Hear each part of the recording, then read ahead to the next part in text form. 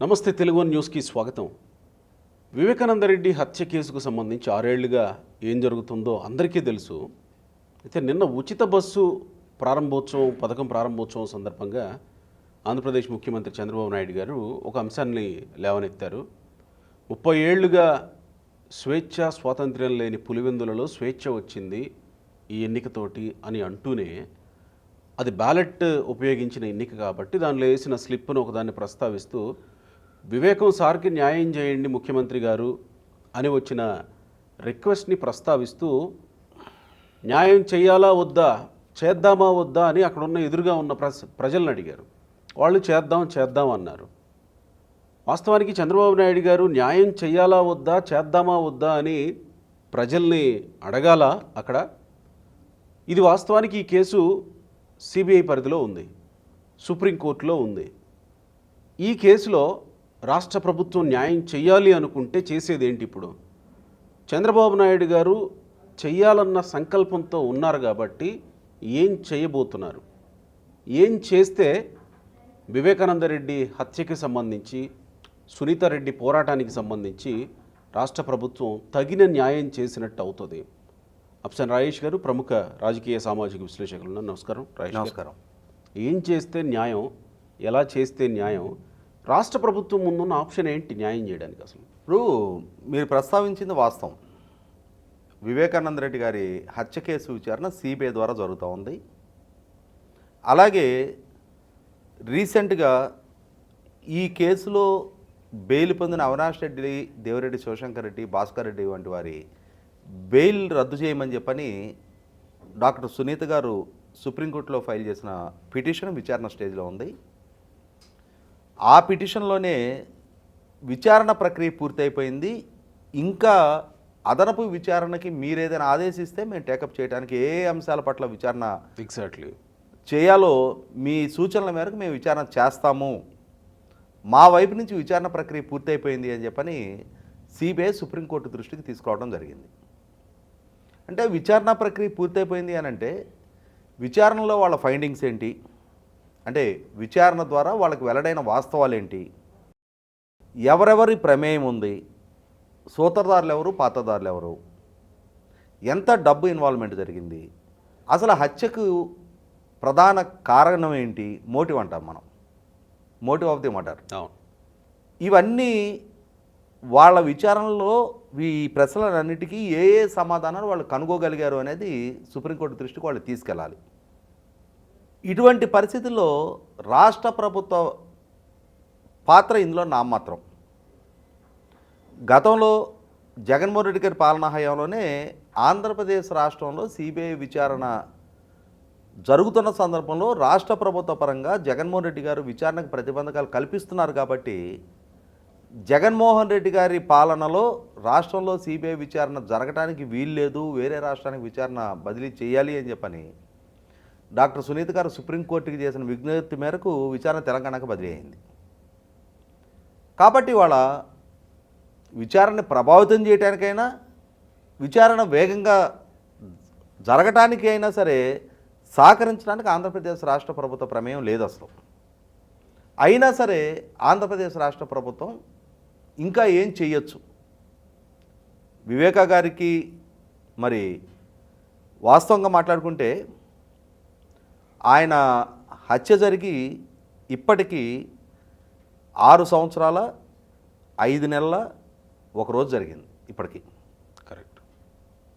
మరి ఇన్ని నెలలు గడిచినా, ఇన్ని సంవత్సరాలు పూర్తయిపోయినా ఆ కేసు విచారణ ఇంకా ఇప్పటికీ అపరిష్కృతంగానే ఉంది. ఇంకా ఇప్పటికీ చాలా ప్రశ్నలు సమాధానం దొరకలేదు అని మనకందరికీ తెలిసిన నేపథ్యంలో రాష్ట్ర ప్రభుత్వ పరంగా కొన్ని ప్రశ్నలకైనా సమాధానం చెప్పించగలిగే స్థితి వాళ్ళ రాష్ట్ర ప్రభుత్వం చేతిలో ఉంది. ఫర్ ఎగ్జాంపుల్, గతంలో అప్రూవర్గా మారి కేసు విచారణలో సిబిఐకి సహకరించిన దస్తగిరి మీద దాడులకు ప్రయత్నం చేశారు, అతని కుటుంబాన్ని బెదిరింపులకు గురి చేశారు, డబ్బు ఆశ చూపించి ప్రలోభపెట్టే ప్రయత్నం చేశారు, ఆఖరికి ఒక కిడ్నాప్ కేసులో అరెస్ట్ చేసి జైల్లో ఉంచారు. అలా జైల్లో ఉన్న దస్తగిరిని కేసులో ఒక ప్రధాన ముద్దాయిగా ఉన్న దేవిరెడ్డి శివశంకర్ రెడ్డి కొడుకు డాక్టర్ చైతన్య రెడ్డి వాస్తవంగా అతను మెడికల్ క్యాంపు పెట్టుకోవటానికి జిల్లా జైల్లో అనుమతించడానికి ఆస్కారం లేదు. అయినా సరే ఆనాటి జైలు అధికారులు అతనికి సహాయ సహకారాలు అందించి డాక్టర్ చైతన్య రెడ్డి చేత జైల్లో మెడికల్ క్యాంప్ పెట్టించి ఆ మెడికల్ క్యాంపు సాకుతో దేవిరెడ్డి శివశంకర్ రెడ్డి కొడుకు జైలుకి వెళ్ళి ఆ జైలు ప్రాంగణంలో అప్రూవర్గా సిఆర్పిసి 164 స్టేట్మెంట్ ఇచ్చున్న దస్తగిరిని సామదాన భేద దండోపాయాలు ప్రయోగించే ప్రయత్నం చేశాడు. బతిమలాడాడు, లంచం ఎరచూపాడు, బెదిరించాడు. ఇటువంటి స్థితిలో దస్తగిరి ద్వారా ఈ వాస్తవాలన్నీ వెలుగులోకి వచ్చిన తర్వాత డాక్టర్ సునీత గారు పిటిషన్ మేరకు ఇవాళ జైలు అధికారుల ప్రమేయం నిర్ధారణ జరిగింది. అలాగే డాక్టర్ చైతన్య రెడ్డి ప్రమేయం కూడా నిర్ధారణ జరిగింది. సీసీటీవీ ఫుటేజీలతో సహా దస్తగిరిని అతను బెదిరించిన అంశం వెలుగులోకి వచ్చింది. ఇవాళ అది రాష్ట్ర ప్రభుత్వ పరిధిలో ఉంది. ఎందుకు డాక్టర్ చైతన్య రెడ్డి జైలుకి వెళ్ళి దస్తగిరిని బెదిరించాల్సి వచ్చింది అంటే ఎవరిని కాపాడటం కోసం.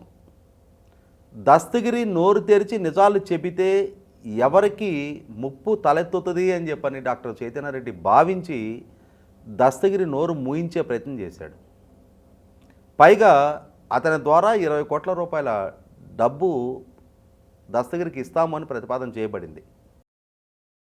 20 కోట్ల రూపాయల నల్ల డబ్బు అనేది చిన్న ఇష్యూ కాదు. ఆ స్థాయి ఆర్థిక స్తోమత డాక్టర్ చైతన్య రెడ్డికి ఎక్కడి నుంచి వచ్చింది? అతనికే అంతటి ఆర్థిక స్తోమత ఉందా? మరి ఇది ఇన్కమ్ ట్యాక్స్ డిపార్ట్మెంట్కి కూడా అతనికున్న ఆర్థిక స్థితిగతుల గురించి అవగాహన ఉందా? లేదు, అతని వెనకుండి వేరే ఇంకెవరైనా పెద్ద వ్యక్తులు ఆ డబ్బు మేము అందిస్తాము అని చెప్పని అతని ద్వారా ఆ రాయబారం నడిపింపజేశారా? ఈ మూలాల్లోకి వెళ్ళి డెఫినెట్గా విచారణ జరపాల్సిన అవసరం ఉంది. ఇన్ని కోట్ల రూపాయలు పదే పదే ప్రస్తావనకు వస్తూ ఉన్న సందర్భంలో హత్య చేయడానికి మాకు 40 కోట్ల రూపాయలు సుపారీ ఆఫర్ చేశారు, అందులో వ్యక్తిగతంగా నాకే 5 కోట్ల రూపాయలు ఇస్తానని చెప్పారు, 1 కోటి రూపాయలు ఇచ్చారు అని చెప్పని దస్తగిరి ఇచ్చిన స్టేట్మెంట్ మేరకు అతని దగ్గర నుంచి 72 లక్షల రూపాయలు రికవర్ అయ్యాయి.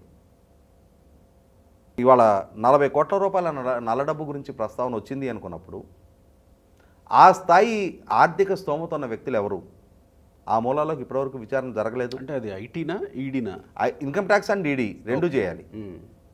అదే సందర్భంలో ఇవాళ దస్తగిరిని బెదిరించిన అంశం రాష్ట్ర ప్రభుత్వమే కేసు నమోదు చేసింది. అలాగే గతంలో పులివెందుల పోలీసులు విచారణాధికారిగా ఉన్న రామ్ సింగ్ గారి మీద కేసు నమోదు చేశారు. కరెక్ట్. ఎవరి ఆదేశాలతో ఆ కేసు నమోదు చేశారు? ఒక దేశ అత్యున్నత విచారణా సంస్థ అధికారి మీద ఒక రాష్ట్ర ప్రభుత్వ పోలీసు విభాగం కేసు నమోదు చేయటం అనంటే ఆ అధికారి ఒక హత్య కేసు విచారణలో ఎంగేజ్ అయిన సందర్భంలో ఆయన మొరాలిటీ దెబ్బతీసే ప్రయత్నానికి పాల్పడ్డ అధికారులు ఎవరు? ఎవరి ఆదేశాలతో వాళ్ళు ఆ విధమైన చర్యలకి ఉపక్రమించాల్సి వచ్చింది? వాళ్ళని ఆ విధంగా ఆదేశించిన వ్యక్తులు ఎవరు? వాళ్ళు సూమోటగా చేశారా? సూమోటగా ఒక పోలీస్ అధికారి ఇంకొక సిబిఐ అధికారి మీద కేసు నమోదు చేయటం అని అంటే చిన్న ఇష్యూ కాదు. అది ఒక హత్య కేసు ప్రోబులో ఉండగా మరి ఆ విధమైన సాహసానికి ఒడిగట్టిన ఆ పోలీసుల వైఖరి రాష్ట్ర వ్యాప్తంగా దేశవ్యాప్తంగా చర్చనీయాంశంగా మారింది గతంలో. ఇవాళ దాని మూలాల్లోకి వెళ్ళి విచారణ జరగాల్సిన అవసరం ఉంది.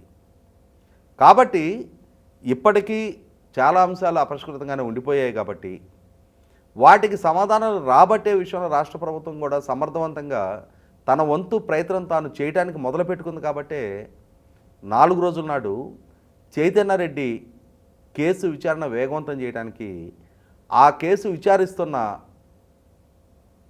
అధికారులకి మరింత బలాన్ని చేకూర్చే విధంగా అదనపు సిబ్బందిని కూడా కేటాయింపు చేశారు.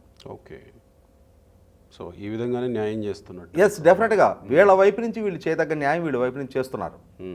అదే సందర్భంలో ఇంకొక కీలకమైన అంశం ఏంటి అంటే గతంలో సిబిఐ అవినాష్ రెడ్డిని అరెస్ట్ చేయాలి అని వచ్చినప్పుడు అక్కడ కర్నూలు విశ్వభారతి హాస్పిటల్ దగ్గర అవినాష్ రెడ్డి ద్వారా చేసిన బల ప్రదర్శన చూసాం మనం. కరెక్ట్. సిబిఐ అధికారిని బెదిరించిన తీరు చూసాం. సిబిఐ అధికారుల మీద దాడులకు పాల్పడతాము అని చెప్పని బాహాటంగా మీడియా ముఖంగా ఇచ్చిన వార్నింగులు చూసాం. అటువంటి భయానక వాతావరణం సృష్టించబడినప్పుడు ఆంధ్రప్రదేశ్ రాష్ట్ర పోలీసు సిబిఐకి సహాయ నిరాకరణ చేసింది. ఇప్పుడు సిబిఐ కనుక రేపు రోజున సుప్రీంకోర్టు వీళ్ళ బెయిల్ రద్దు ఆదేశాలు కనుక ఇచ్చిన పక్షంలో గతానికి భిన్నంగా సిబిఐకి పూర్తి స్థాయి సహకారం ఆంధ్రప్రదేశ్ రాష్ట్ర పోలీస్ డిపార్ట్మెంట్ నుంచి అందుతుంది. వారిని అదుపులోకి తీసుకోవడానికైనా, అరెస్ట్ చేయడానికైనా, జైలుకి పంపించడానికైనా కావాల్సిన సహాయ సహకారాలు ఆంధ్రప్రదేశ్ రాష్ట్ర పోలీస్ నుంచి గతంలో కర్నూలు ఎస్పీ చేసినట్టు సహాయ నిరాకరణ కాకుండా ఈసారి పూర్తి స్థాయి సహాయ సహకారాలు అందటం జరుగుతాయి. కాబట్టి ఏంటంటే ఇక్కడ రాష్ట్ర ప్రభుత్వానికి ఉన్న పాత్ర పరిమితమైన, తనకున్న పరిమిత పాత్రలోనే తన వైపు నుంచి ఆ కేసులో తాను చేయగలిగే స్థాయి న్యాయం తాను చేయడానికి రాష్ట్ర ప్రభుత్వం సిద్ధంగా ఉంది అనేది ఈ మధ్యకాలంలో వెలువడుతున్న సంకేతాలు మనకు స్పష్టం చేస్తూ ఉన్నాయి. ఈ మధ్యకాలంలో పదే పదే చంద్రబాబు నాయుడు గారు ఈ విషయాన్ని ప్రస్తావిస్తూ నన్ను కూడా మోసం చేశారు అవును అనే విషయాన్ని ప్రస్తావిస్తున్నాడు. అంటే ఆయన మనసులో చాలా బలంగా ఉంది దాని గురించి. కాబట్టి ఈ విషయం అంటే మనకి ఒక సామెత ఉంది, నిజం గడప దాటేలోపు అబద్ధం ప్రపంచాన్ని చుట్టొస్తుంది అని చెప్పని. అబద్ధం ప్రపంచాన్ని చుట్టరావచ్చు, కానీ నిజం నిలకడ మీద తేలుతుంది. అది అబద్ధం అని చెప్పని కూడా నిర్ధారణ అవుతుంది. అయితే ఇక్కడ ఇవాళ వివేకానంద రెడ్డి గారి హత్య కేసుకు సంబంధించి చలామణి అయిన అబద్ధాలు కొన్నాళ్ళు తాత్కాలికంగా ప్రజలను మభ్యపెట్టగలిగాయి. కానీ ఇవాళ అసలు సొత్తదారులు ఎవరు, పాతదారులు ఎవరు అనేది సిబిఐ విచారణ ద్వారా తేటతలం అవుతూ ఉంది. అవుతున్న నేపథ్యంలోనే పూర్తి స్థాయి న్యాయం వివేకానంద రెడ్డి గారి హత్య కేసులో దక్కటానికి బాధితులుగా మారి 6 సంవత్సరాలుగా సుదీర్ఘ న్యాయ పోరాట ప్రక్రియను కొనసాగిస్తూ ఉన్న డాక్టర్ సునీత గారి డిమాండ్ నెరవేరటానికి అంటే అనుకూల సంకేతాలు వెలువడుతున్నట్టుగానే భావించాలి మనం. అయితే ఇక్కడ ఒక్కటి మీరు ముందు ప్రస్తావించినట్టు గతంలో ఏపీ హైకోర్టులో ఈ కేసుకు సంబంధించి ప్రతిబంధకాలు ఏపీ ప్రభుత్వం నుంచి ఎదురవుతున్న నేపథ్యంలో తెలంగాణ హైకోర్టుకు మార్చమని అడిగారు. తెలంగాణ హైకోర్టుకు మార్చారు. ఇప్పుడు సునీత రెడ్డి గారు చెప్తున్నది ఏంటి? ఏపీ ప్రభుత్వం మీద నమ్మకం ఉందని ఆమె కూటమి ప్రభుత్వానికి లేదా కాంగ్రెస్ పార్టీకి షర్మిల పోటీ చేస్తున్నప్పుడు అనుకూలంగా ఆమెకి ప్రచారం చేసిన, కూటమి ప్రభుత్వం మీద నమ్మకం ఉందని చెప్పిన, ఇలాంటి నేపథ్యంలో ఇప్పుడు ఏమన్నా మళ్ళీ ఈ కేసుని తెలంగాణ హైకోర్టు నుంచి ఏపీ హైకోర్టుకి అడగడానికి ఆస్కారం ఉంటుందా, అవసరం ఉందా, అసలు మార్చాల్సిన అవసరం ఏమన్నా ఉందా? అంటే విచారణ ప్రక్రియ ఈ స్టేజ్కి రీచ్ అయిన తర్వాత ఓకే, ఇప్పుడు మళ్ళీ న్యాయస్థానం మార్పు కనుక జరిగినప్పుడు మళ్ళీ మొదటి నుంచి విచారణ మొదలు పెట్టాల్సిన అవసరం ఓకే ఉంటుంది. ఓకే అది మరింత కాలాతీతం అవడానికి ఆస్కారం ఉంటుంది. కాబట్టి ఇప్పుడు కొనసాగుతున్న విధంగానే యథావిధిగానే విచారణ కొనసాగించడానికే ఆస్కారం ఉంది. Right right, thank you.